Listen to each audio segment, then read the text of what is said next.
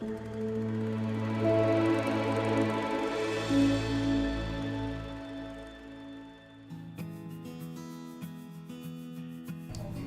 everybody, and welcome to Jobs in Showbiz. My name is Olivia Gudaniec, and today we're here with EVERETT Burrell. Welcome. Thank you. He's a special visual effects supervisor as well as a producer. So it's really lovely to see someone who's had this job envisioned as a child. Yes, indeed. So it's come to life, so that's something I really admire. Yeah, as a kid, it's always what I wanted to do. Some kids wanted to be firemen or doctors or lawyers, and I wanted to make spaceships and aliens. Here he is. He's doing it. So for the past year and a half, you've been working on Altered Carbon. That's correct. Which is on Netflix. I actually watched 2 episodes myself last night. What'd you think? I liked it. I really liked it. It's sci-fi, for those who don't know. Just premiered. You guys have to get into that. And you also have signed on to the Umbrella Academy. That's correct. So this guy's busy. Netflix show, yeah. Busy. And had a busy year for sure. That's great. So how did this whole Netflix thing come about? How did you get the job? How long have you been there? Did someone introduce you? Did you just send an application? Now, I went and interviewed with Skydance, who is the production company, with David Ellison, who owns Skydance, and had a real good meeting with them about another show called Red Mars.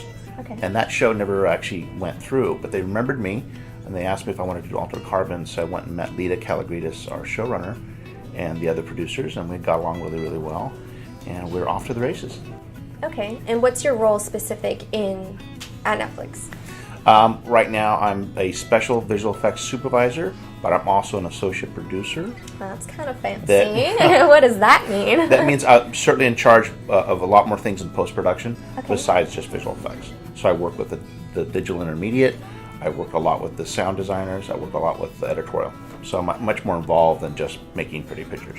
That's wonderful. And you were also with 20th Century Fox before that? I did. I worked a lot with Fox. I did a movie called Max Payne, actually shot here in Toronto years ago. And then I did a couple of things, Die Hard 5, and a film called Keeping Up with the Joneses, which was a comedy. I did enjoy that. I saw fun. that in theaters. We really liked it, me and my boyfriend. Yeah, it was good. So now I know someone that worked on it. Awesome. And you also dabbled in creature effects. I did. I was creature effects for a good 10-15 years before I jumped into visual effects. So that's how you started doing correct. the creatures. That's correct. I wanted to do like stop motion, like kind of Harryhausen type of stuff. But I realized in the late 80s, early 90s that the computer was the way to go. Okay. I was going to say, can you turn me into a zombie during this interview? But we'll see. Tell me a little bit about Optic Nerve. Optic Nerve, I started it with my old partner named John Vulich in 1989 out of my garage in Granada Hills, California, which is a little shop. We had big ideas and big goals, and we got a show called Babylon 5, which led us into a huge amount of creature effects and aliens every week, which we won an Emmy for, which was very exciting. Yeah. But I think I knew that it was going to kind of go more CG, so I eventually sold my shares to John in 1995, and I went on to Hercules and Xena for like 5 years. I do remember that show too. So for those who have no idea what Optic Nerve was a business you started and now sold. How has that, I guess, affected your career? Has it made some ripples? No, I mean, John and I certainly had a falling out years and years ago. He's unfortunately passed away now. But we made up over the years, and I really respect him as an artist, and I respected what he wanted to do, but we're just going in different directions creatively. So would you say you're a perfectionist?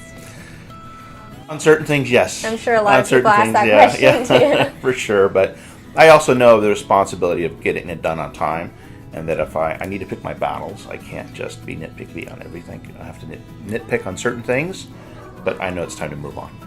And thinking about like on-set teams and even off-set, how many people do you supervise? For example, on set we have my visual effects producer, Steve. We have a visual effects data wrangler, visual effects assistant, coordinator, and assistant coordinator. And that's usually who sort of lives on set.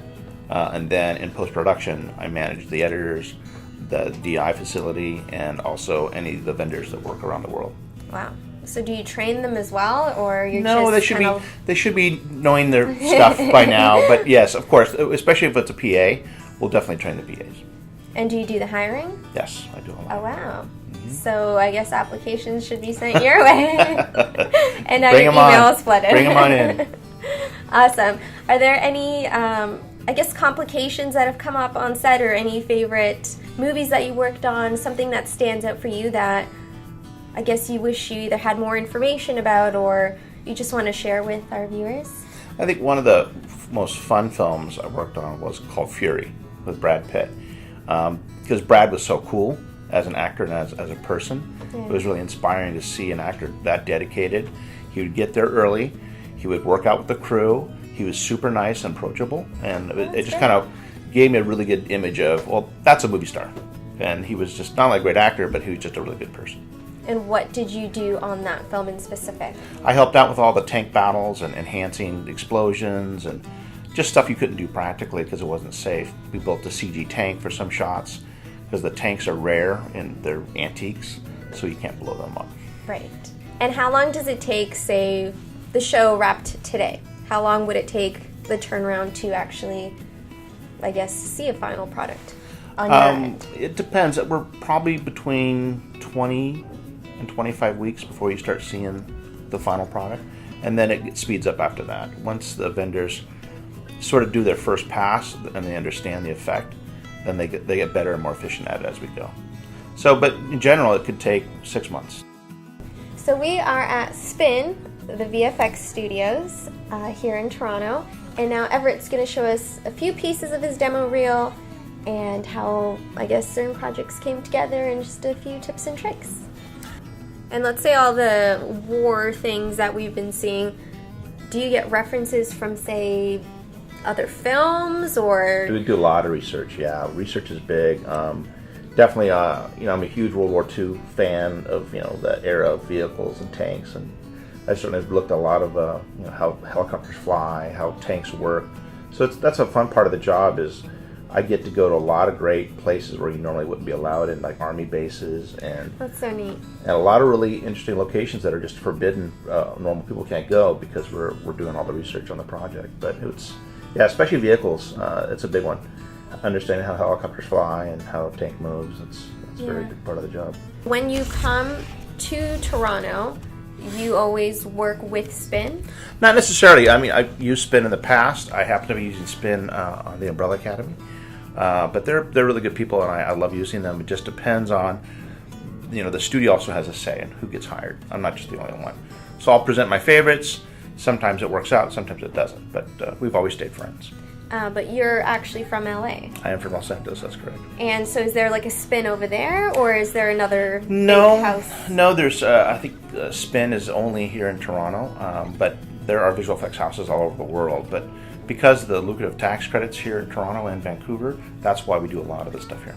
So I see a lot of stuff on set. I guess I just don't understand how it all happens when you guys bring in that ball, or when they say HDRI, all that stuff is for you. That's correct. Or for your team. That's correct. The chrome ball and gray ball are very important to show off lighting direction and where how specular the room is or how much light there's in the room.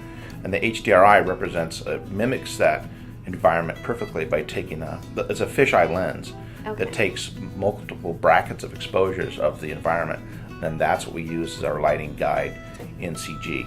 And then we put a little CG chrome ball, a little CG gray ball in there, and if it matches to the balls on set, then we're halfway there. Okay, so it's just, you couldn't do your job without having those things. No. Okay. And before I let you go, Everett, if there was another job you could do on set, what would it be and why? I'd love to be a DP. I'm so fascinated by our director of photography, Neville Kidd. He's just phenomenal, and he does things with light and shadow that really impress me. Amazing. Yeah, it is cool. I appreciate you taking the time. Absolutely.